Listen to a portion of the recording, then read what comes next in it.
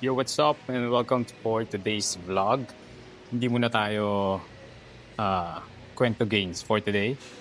Just raw training session. Back and shoulders day tayo ngayon. I'll take you through some of my top movements and make quick explanations kung bakit ko sila ginagawa. Lalo na ngayong cut face. Huwag na natin pahabain. Let's start.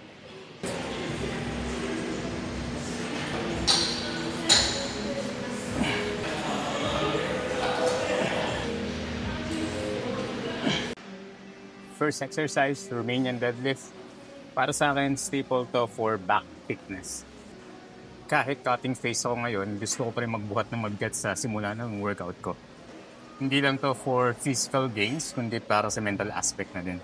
Pag di ko kasi nagagawa to, parang kulang yung back day ko. Alam mo yun? 3 working sets lang to, just enough to stimulate and preserve muscles. Next up, barbell row. Again, this is for thickness. Isa sa mga old school favorites. Controlled reps lang. Focus sa pag-squeeze the back.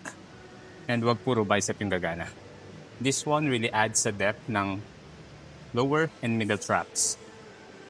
Kung naka-surplus ako, malamang dumbbell row itong gagawin kong next. Pero since naka-cut tayo, machine muna para more volume and less injury risk. Ang focus natin dito, stretch and contraction, no ego lift.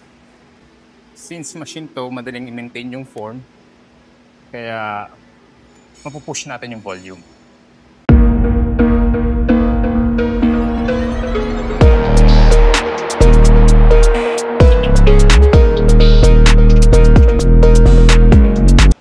Usually, primer ko tong pull-ups, pero ngayon finisher ko siya. Kasi right now, I'm 83 kilograms. Mas magaan kasi sa usual bulk ko na 95 to 98 kilograms. Kaya ngayon, madali sa akin itong pull-ups. Kahit bulk face ako, I make sure nakasama lagi sa program ko itong pull-ups. Kasi body weight mastery is the key for a bigger back. Lagi kong sinisimulan sa rear delt raises itong shoulder day ko.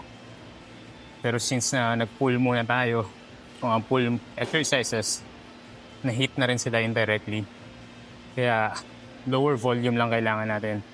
3 sets para ma-stimulate lang. Huwag mag-focus sa weight, instead mag-focus sa contraction.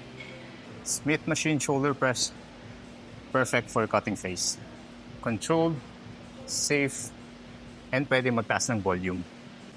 Kung bulk or strength face ako, ang gagawin ko barbell or dumbbell shoulder press.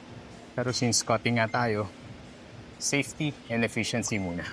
Marami nagsasabi na hindi na kailangan mag-shoulder press at sapat na yung mga raises. Pero ako, I like hitting more than one muscle group per lift. Functional and efficient. It's like hitting 2 birds with 1 stone. No need for explanation. Gusto mo ng round, capped shoulders? Ito na yun. Minsan kahit hindi shoulder day, basta recovered na ako, ginagawa ko to. High frequency is equals to more hypertrophy. Last movement, upright rows. Reminder lang, huwag nyong i-shrug yung balikat nyo habang ginagawa to. Just focus sa lateral head ng delts. Finisher lang to, hindi kailangan ng bigat, just clean execution. Ayun, pauwi na ako, naabutan pa ako ng ulan. Pero solid session, tuloy-tuloy lang kahit prep face tayo.